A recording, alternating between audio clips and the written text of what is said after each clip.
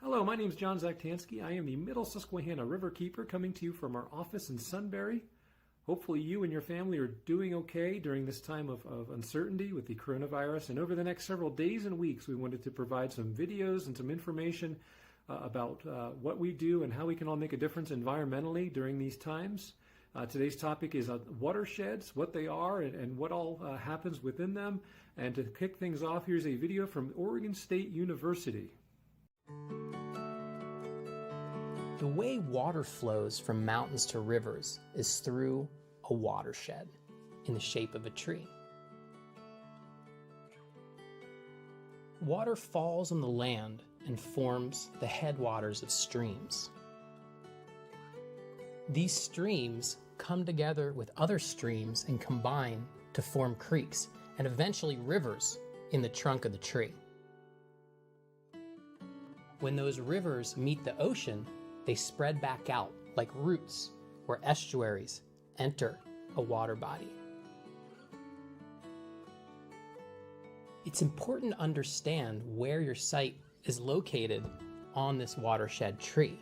If you're located by a major river at the trunk of the tree, then you have a lot of land above you, with possibly large amounts of water draining off that land and soils being deposited in the valley bottoms. If your site is high in the watershed, you're dealing with smaller flows of water and more shallow soils, which have eroded over time to fill in the valleys below. Every location within the watershed has its assets and liabilities. One is not better than the other, but you would employ different strategies in uplands, lowlands, mountains, foothills, and valleys. So first, you need to understand where you are within the watershed tree. It's also important to understand the entire landscape is made up of watersheds.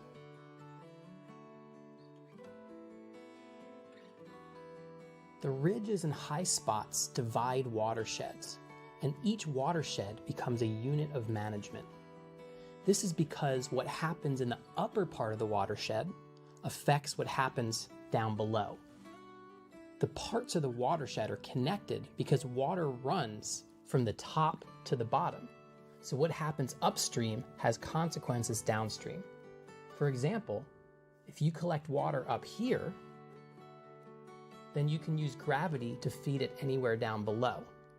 If you remove all the vegetation up here,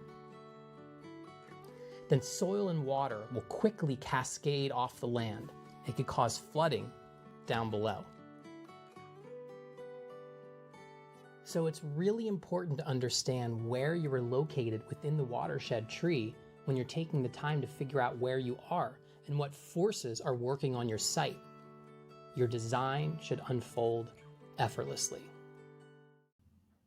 The Middle Susquehanna watershed includes 11,000 square miles of land that includes all of the springs, streams, and creeks that feed into the north and west branches of the Susquehanna River. Environmental issues that taint our waters, even in the farthest reaches of Clearfield County to the west, Bradford County and the northern tier counties, or even Lackawanna County to the east, can flow into the greater Susquehanna watershed and eventually into the Chesapeake Bay and Atlantic Ocean. Help us make a difference by keeping your small part of the greater watershed clean. Thanks for joining me today. For more information about the Middle Susquehanna Riverkeeper Association, check out our website at middlesusquehannariverkeeper.org.